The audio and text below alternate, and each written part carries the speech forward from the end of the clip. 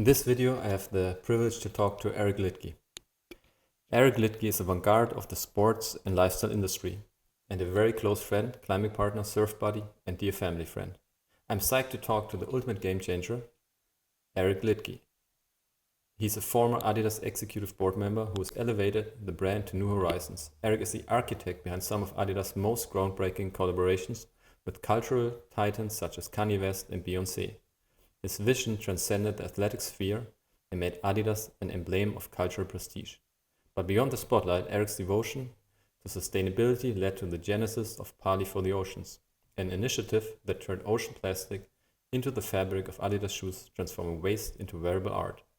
Eric's now on a wild ride to revolutionize the whole industry by his own brand, Unless. What the Unless collective is about, wait for Eric at the end of our talk. So what is your best memory about climbing?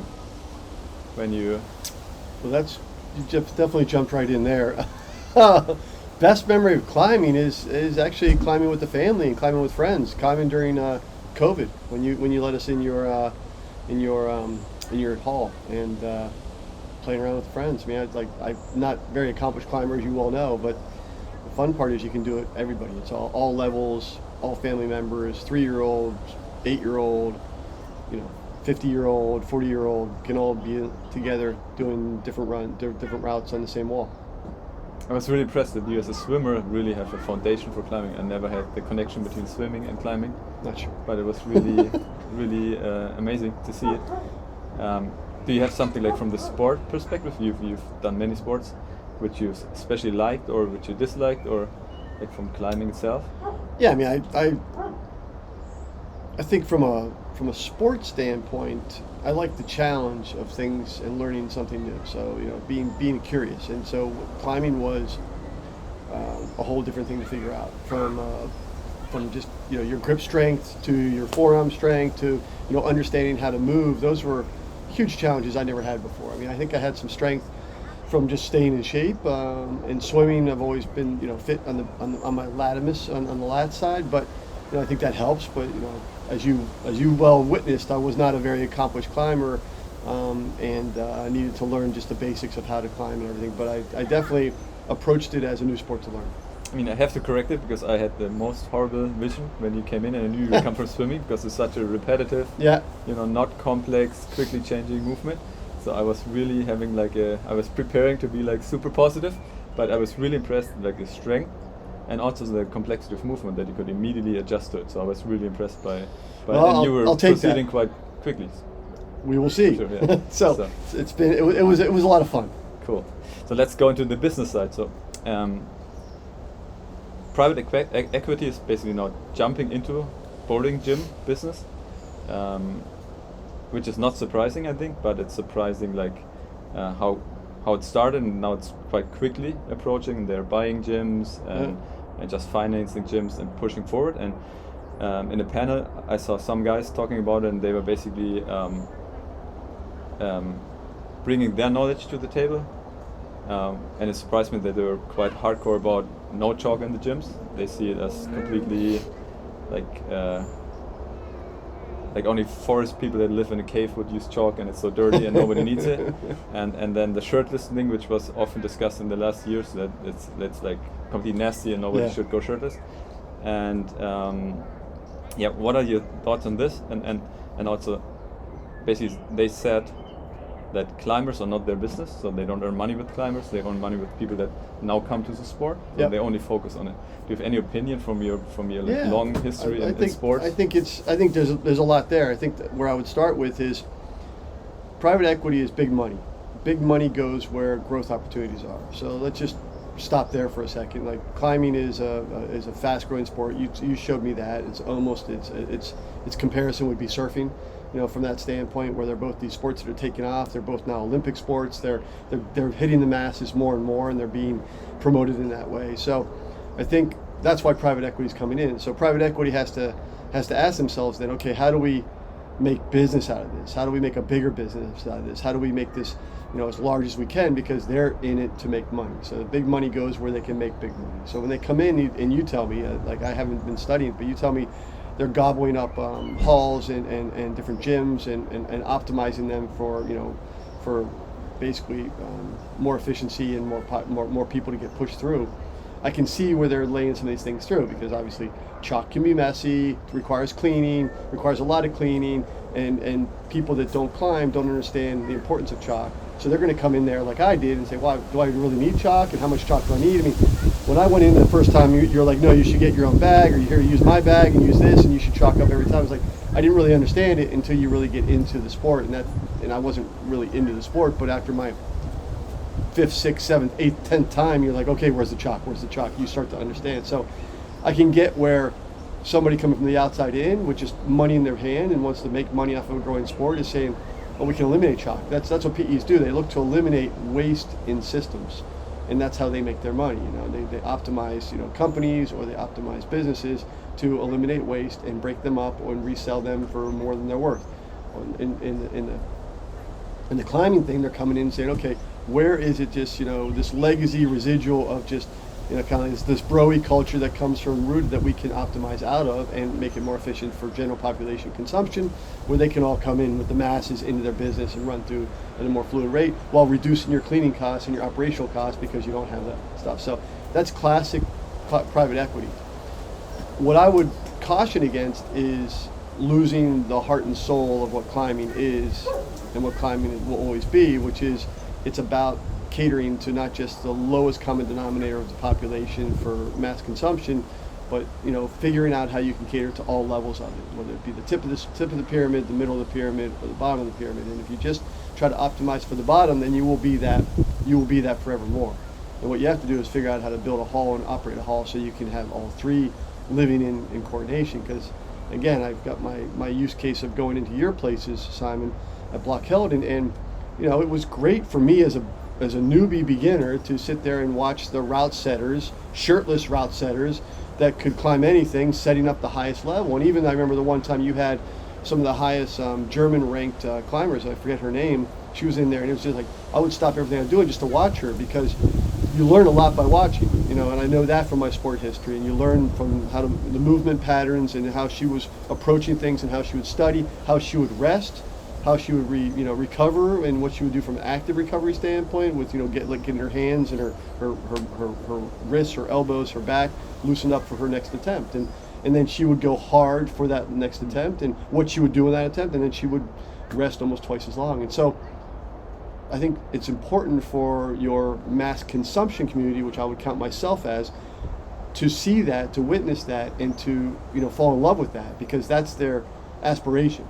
If I'm just looking at a bunch of other mass consumers like myself, you kind of just judge each other, and you're like, yeah, that person's worse than me, or that person's worse than me, or this person's a little bit better. I could be. So it's like it becomes a you have a lowest common denominator effect going into effect, and I think you can look at that as having happened across multiple industries, and whether that be the sports industry, which I come from, when Adidas, went, from the highest tier of running specialty all the way down into mass consumption, at JD Sports or Foot Locker or whatever, where you don't have the same level of adherence to making the best performance products or talking to that highest level. And so those highest level athletes go somewhere else. And I think if you're in the hall business, you don't want to have that. You can't have your premium athletes going somewhere else, because then that hall will be better than your hall. And no matter how much optimization you do, you have to cater to all three. If that makes sense. So you think that the mass market will always follow the top athletes? I think ultimately, let me ask you this: we both like to surf.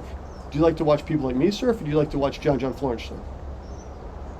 That's a good question. I actually do both, because I know from kite surfing, where I'm a little bit better than in waves, there's no way I can really learn a lot from a really good kiter, because it's so far away. Yeah. Like when I see Alex Megos climbing, he might be quite profound in climbing. It's still so far off, from a pure strength and athletic standpoint. Sure. So I'm trying to, I like it from aesthetics and just see the performance, but then for learning, I really I try to go closer to my own performance. So which makes sense, but then I would just say then that proves my point. It's like, but you want to have someone to look to that's at least a little better than you. Sure. So it's like you don't want to look at people that are at your level or worse, because and ultimately what I found in climbing is those people then help you, because it's such an accessible sport. It's like you ask a question about how to do this move, they will demonstrate that. A lot of people in the BLOCKHELDEN did that for me on a daily basis. Like, oh no, do this or start like this, or how do you movement pattern up? And then when you see somebody do it, then it's just a matter of you understanding it and replicating that in your own movements. And I think you're right. In surfing, and maybe that's a bad example. I always watch the women's professional because I find it to be more accessible. Sure. Instead of watching big airs by Mandina or John, it's like, no, I actually can, Steffi, I can learn from her, a little bit maybe and see what she does. So I feel the same way. And then when I'm surfing on my local break, I want to surf with guys that are better than me. And like Joey, who's the best surfer in the North Shore where I live, he's absolutely like, Eric, I'll give you 4 tips right now. Look down the line, don't look at your feet. It's like here, pop up slow, slow is smooth and smooth is fast. It's like, and it's just like little things like that I can take that I can apply to my game. And the same thing happens in the halls. Now, if you reduce the halls down to only being beginners and only being, day trippers, if you will, then you don't have that connectivity of aspiration, but you don't have that authenticity of, holy cow, look at that guy, look at that girl, look what they can do. I want to get there one day. Yeah. And then you also have the challenge of, and you were really good about color coding the different routes. And I think that's also a challenge. If everything's just green code, which is the base easy, then I don't have aspiration to get to that red or silver or platinum level or whatever the colors may be. And I think it's important to have those stairs. I have the same opinion. I mean, when we started, we always wanted to be the hardest set gym in our area, because I think it's just, if you see somebody climbing a really hard route, it's just an inspiration for many weeks, because you're like 1,000%. He can just hold onto this whole. You see what's possible. Yeah. And I think that's really cool. It opens also your mind just to push your own boundary, because often it's not just, you just don't believe it's possible, and then you see somebody, you immediately climb like half a grade harder. Yep. Because you see it's possible, and it even looks easy. So. Yep. Totally agree. Very good. So what do you think happens to a gym that doesn't focus on real climbers? Is it like, are they successful in the short term? Maybe really successful. They can push. They can be. I just don't think that's. I think if you want to be a legitimate climbing brand, which is what halls are, they're ultimately the brands of climbing experiences. You need to cater to more than just the day trippers, and I think that's critical in all things. I mean, it's critical from my business perspective. I think you have to maintain that credibility where more people want to come, and yeah, maybe the money is not in the very high end climbing levels because they're so good at what they do, and they maybe don't come as often as the others because they go to other gyms, they go outside, but they set the edge. And I think it's important to always have that edge in your gym, in your hall, because you want to be the home. I mean, I imagine wherever you go in, when they expand in these A, B, or C markets, you still want to be the destination spot. You just don't want to be a playground. And so even like we if you go to, I'm just thinking of examples. If you go to a local swimming hall, it's usually not just a play pool. It usually has a lap pool. It usually has a 3-meter diving board and a 1-meter diving board. And those are because you want to still have the competitive nature for people to come in and swim and dive at a high level, not just splash around. Yeah. Splash around pools are great, but I think it's limiting, and it certainly doesn't give you the whole experience. Yeah, I mean, I totally understand your explanation was really solid, because I think if you look at a gym and see it on an Excel sheet, it's super simple to cut out all hard routes, because it takes like 4 or 5 times more time and effort and cost to set a hard route. Yep. It's like really difficult to do it, and you need the guy or the girl who does it is twice as expensive. Yep. and she or he takes 4 times as much time. So it's easy to on an Excel sheet say, okay, why do we have it? And then the guys who climb it don't even pay entrance, because usually if you're such a good climber, you will be somehow involved in the community so deeply, you will have free entrance. So it's the first thing you would do if you come in from outside, you would go and say, it doesn't make sense at all, you just cut it out. But I think from a community standpoint, it's just, if you don't honor the people who dedicate their whole life to it, and you don't honor them in the gym, it's basically you're completely cultureless, faceless. Well, that to me is going back to the first reason when you asked me my best experience in climbing.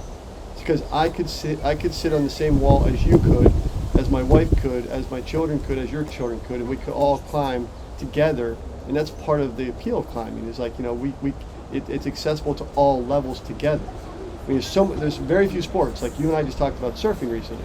It's like if the waves are big, it gets really thin, really fast out there in the lineup, right? So you can't do it all together. It's by nature, and there's very few sports that I can think of where you can do this sport as a family unit. I think that's so important, and that it can carry to all levels. Otherwise, somebody has to sacrifice. You have to climb down to my level, or I have to climb down to my children's level. It's like, no, I can climb my level and go full max. You can do your level full max, and so can our 9-year-olds, our 8-year-olds, our 7-year-olds. And I think that's the special thing that people don't really appreciate about climbing just yet. I mean, that's the unique nature to me that makes it so fun. Yeah. So, from my perspective, the whole climbing industry, indoor climbing industry, is now like leaving a romantic stage where like people like me coming from climbing, taking their own money, putting it into the gym, and seeing if they don't pay into it. So if they maybe you can live of it, and it was like a test phase, but super romantic, because only climbers would be so insane to open a gym basically.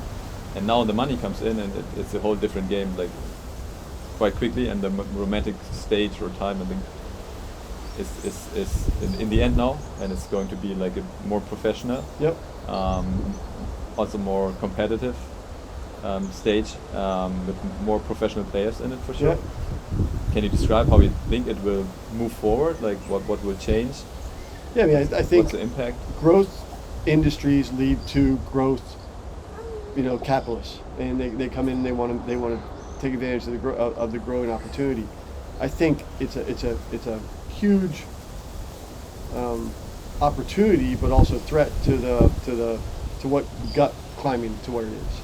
And I think the reason why it's growing is for all the things we've already talked about, right? So we've established that it's a growing sport. We've established that it's growing because of its accessibility and its fun nature for all levels. So the worst thing you can do is now start to strip some of those things apart and say, we're going to optimize this for more consumption. And I think you can do that, but you do it at a risk of really hurting some of the things that is organically led to the position that climbing finds itself at. And I think that's the threat. And you can say, in any industry, let's take sports where I come from, that happens. I mean, if you don't have an ability to play to the current status of where the sport is and what it got there, and you change it from into a negative, then we'll just tie that right now. And Curdy cannot go without Mama Bear. Let's jump back.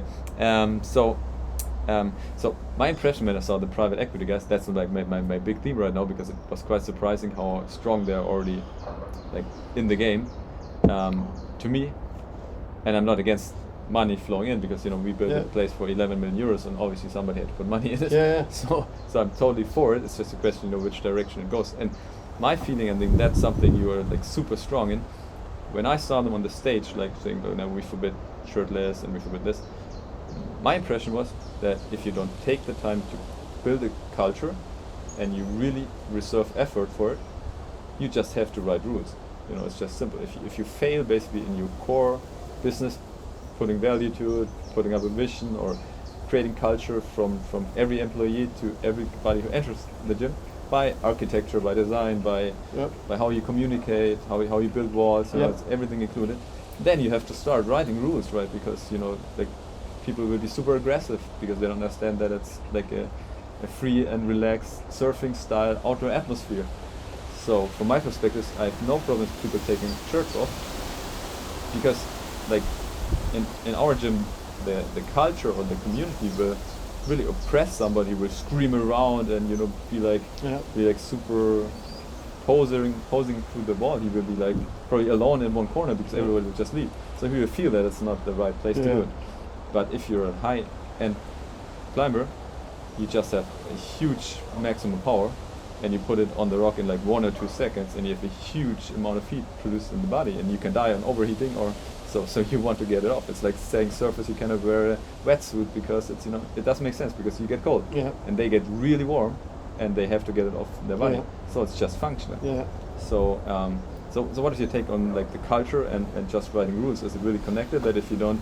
I think every sport has a unique culture, and I think that you've tapped into something that's easily forgotten when big money flows into sport. And I think you have to honor that culture, and then you take the risk when you dishonor that culture, you start to regulate against that culture, you run a huge risk, and so you're really doing it at your own, at your own plight, if you will. And so if you sit there and you say, okay, we're a high-end branded climbing gym, and we're going to cater to everybody in this city that we entered into, from top to bottom, but we're going to make rules of no chalk and must-have shirts and no bare feet and these different things. And okay, so you have to.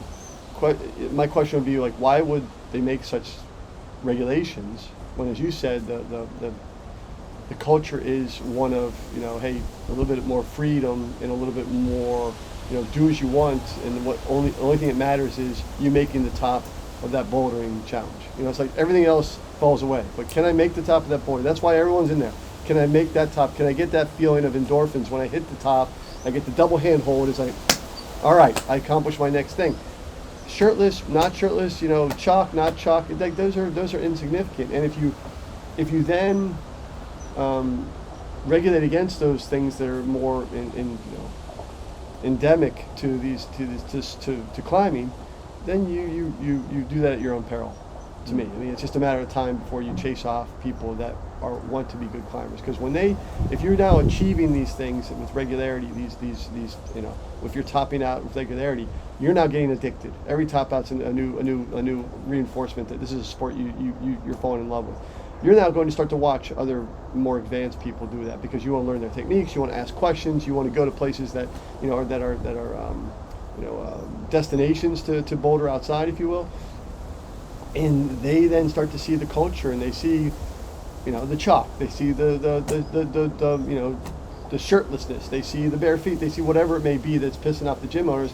And then they want to come back, and they can't do that. Then they'll go somewhere else. So it's not a question of if, it's a question of when. And I would just say, from a comparable standpoint, you can look at, I worked at Adidas for a number of years. Adidas was always trying to balance, top end to bottom end, but a lot of times because the business was bigger at the bottom end, we would cater to the bottom end. Well, what would happen next is Brooks or Hoka or On Running or somebody would come up and steal the top end from us. And it's just like you always were playing a game of, what is the right balance so I can have all three. But as soon as you take your eye out of innovating for the best in class, somebody else will do it, and they'll start to steal the next wave of influencers that will lead to mass consumption. So you can't just cater to the mass consumption. You've got to have an eye on the high end, honor that, and then hope that drives down and continues to innovate there. And what I like about BLOCKHELDEN is you guys were always innovating with either your wall designs or your holds or your tools to training for it. Like even putting in a gym at your latest place in Bamberg. It's like,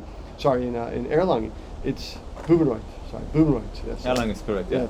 But it was like you guys were catering to the next generation, and I know that you've had great success with your gym already. So it's like building a gym within a hall. It's like, why? Because climbers want to train. They want to train their muscles when they're not on the wall, so they can be longer on the wall when they're on the wall. It's like those things are leading to more innovation that opens it up for more advanced people to come, but also the middle and the lower tier of the consumption coming in and seeing that and applying it for their own climbing capabilities. So climbing, like 10 years ago when we started, people thought it's not a viable commercial product, or you cannot run it as a business. What do you think makes it really functioning, and why is there such a need for indoor bouldering? Can you sum it up from your perspective? It's still amazing. I mean, how many gyms are opening constantly? Listen, I mean, it's a sport that has, I think I said it earlier, it has mass appeal because it's something that there's not a lot of sports that families can do together. Yeah. I mean, if it's cloudy and windy here today, if we want to go do something, we've got a choice. Right now in this area, we can go to an indoor swimming hall. So okay, great, and then you do that, and that's fantastic. I like that. But more times than not, it's parents sitting around watching their kids, play in the pool, and it's not like we're doing things other than standing in the water. When you're in the climbing hall, we can climb together. Now, some of the kids have to be in a kids area because it's safer, but for the most part, when you get to a certain age, let's say 7 or 8, you can climb together on all the walls. There's no other sport that can do that, and I can't, as a family man, I can't overemphasize that enough because it allows me to really get my workout in and get my fix. It allows my wife to, and allows our children to, and then we all walk out of there with huge endorphin infused smiles. and then you get some food, you get some drink, maybe you go and do it again. But if the hall's built the right way, like the Blockhelden is, you can have your sport, have your coffee, have some more sport, have your cake, have some more sport, and have a beer and go home. But it's like, it can be a whole day activity where there's not a lot of places you can do that other than going to amusement parks, or maybe the park is another one you can go to. But again, it's like, what sports can you do together? That's I keep coming back to that, and I think that's pretty unique. So that maybe is not the answer you're looking for, because I think from a individual standpoint, it might be a little bit different. But if you take the family out of it, I think it still adheres. I can be on a wall with you. We're friends. So your level's at 10 and my level's at 2. But we can still climb next to each other, and you can give me advice. So but that's the cool thing about it, is we can be doing that together, where we couldn't do that on a soccer pitch. We probably couldn't do that. We could do that playing basketball, but it might be more awkward for one of us than the other, et cetera, et cetera. So go down the sport list, and like we probably couldn't play tennis at that variance of degree together. I think you're seeing something in the States. I don't know if it's still in Europe. It's like pickleball is blowing up. Why? Same reason. It's not as advanced as tennis. It's much more accessible. It's like a combination of tennis and paddleball. You still get a little bit of workout, but you can play with the whole family. You can play with all different levels. It can be fun for everybody. It doesn't bias towards one or the other. And I think that's why climbing and bouldering in particular is just taken off. Climbing is a little bit more challenging because of the belaying and the top rope and the rope, and the rope knowledge is a limiting factor. Bouldering is like, you need your body and your will. Yeah, that's true. And as you said, I think it's a real experience. And everybody goes through the same experience. You can top or you can fall down, and it's really also deliberating to see your dad fall down and fail, and also win, and also be happy about it, and party on the top, and that's really unique that you have the same experience, and you have no one else to blame but yourself. Yeah. So it's not like you have to accept your limitations. I mean, conditions are a big topic in climbing, right? It can be too hot and too cold and sure. But not in the bouldering hall. It's like, very cool. So after Adidas, you jumped directly into a new endeavor, into Unless. Can you wrap up Unless? Because I think it's super interesting also in bouldering. When more money flows in, I think we can also make more impact on being less footprinty, because we have like plastic holes, which we throw away. So it's also, and at BLOCKHELDEN we try to have even the whole gym be for the next generation that is basically compostable. You can basically take down the whole building, and you can take out the metals, which will be also worth money. So you can take down the rest is basically wood. Yep. So we are trying to push it, but there's still a lot to do. Yeah, I mean, I think it's important. I mean, I think when you're committed to a sport like climbing, you're also committed to the preservation of the environment, because you're in the environment. When if you've climbed on rock, you feel how special that is, and the uniqueness of it, and you want to protect the places you play in. So I was at Adidas for 26 years, and I left with the clear vision to try to clean up the footprint of fashion. Fashion is arguably the second biggest polluter on earth to the petroleum industry, because 70% of fast fashion is made from petrochemical feedstock. Call it plastics, for lack of a better word. So when I left, I decided I wasn't going to retire. I wanted to do something about it. So I started the Unless Collective, which is the first ever 100% plant and mineral-based fashion brand. So our goal is really to to solve the problem of harmful waste when you're done using it. So instead of shipping it to the Atacama Desert in Chile or Ghana or Kenya or some of these places where we dump our old clothes, which cause havoc, we make sure our clothes go back to the earth. You make them out of plants, and they go back to being dirt to grow new plants. So we like to think of ourselves as piloting this regenerative fashion. Cool. How can we follow? You can follow us at unlesscollective.com. Follow us on IG at Unless Collective, and Instagram on Unless Collective, or come visit us on the site. Cool. I love the shoe. I have it on. So beautiful. Thank really, you very much. It's really cool. I think it's because climbing shoes are basically you wear them to make them break, because the more you train, they just disappear on your foot. You rub off the rubber. Yep. So it's obviously a really good vision also for climbing shoes, because it's still it's insanity basically that you just buy a €120 shoe, and if you're climbing a lot, you will break it down in like a couple of months. Yeah, I think the problem with so a couple things. I think first of all, appreciate the feedback on the footwear. I think it's early days. That's our basically our prototype in the market right now. It's we call it like our minimum viable product. But it's an inflection point for the industry. There's never a shoe's never been made before without any plastic, except if you go back to the Oh yeah. to pre-plastic days, which is, that's what we had to unlearn a bit. But I mean, for the most part, since the 1960s, we've been making all of our shoes out of very heavy polyurethanes, which become like basically tombs for our feet, if you will.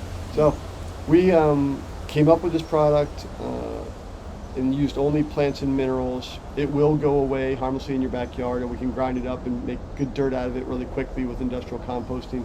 But it's just a start. So I think as we continue to innovate solutions to some of the performance materials, there's no reason why we can't make climbing shoes, basketball shoes, running shoes, football shoes, you name it. So I think it's a question of how do you bring these innovations to light, because I do think the science of plant-based polymers is only in its beginning. It's akin to plant-based proteins. If you remember 5 years ago, plant-based proteins were just a thought, and now you've got all of these Impossible Burgers and Beyond Meats and everything else, all these plant-based proteins coming out because they've mastered what pea protein can do and how we can utilize it to mimic the taste and the effect of flesh or meat. The same thing's happening with plant-based polymers. As we start to learn more how to use the cellulose fibers, and whether it be a cotton or a hemp or a linen or what have you, or natural latex, you can start to apply those in different things and create a better foam, create a better outsole, create adhesives. So there's work being done on glues, which are really critical for shoes to keep them together. But that's now, I've seen prototypes on that coming up, where we can have harmlessly compostable glues that can come out and be used. Oh, cool. And most glues right now are made from petroleum. So yeah, it's a very exciting time to be in the new next gen materials that can go into not just fashion, but all textiles. So think of your carpets, think of your car seats, think of your curtains and your blinds. But all of these materials are primarily been designated and made almost 100% out of polyesters and plastics. And I think we can figure out ways in the very near future to make them all made out of plants that then will not go to landfills and become forever materials, but go to landfills and become good dirt. Yeah. Cool. That's a really great vision. Yeah. So thank you for your time. Yeah. I learned a lot also in the last years from you, so I'm profiting all the time, and I'm trying hard to put in like the vision, and we also work together on it for BLOCKHELDEN. So we're really trying to put in the culture, and yeah, thanks a lot for all your advice. Great to be here. Hope this is useful. Cool. Thank you very much. Cool.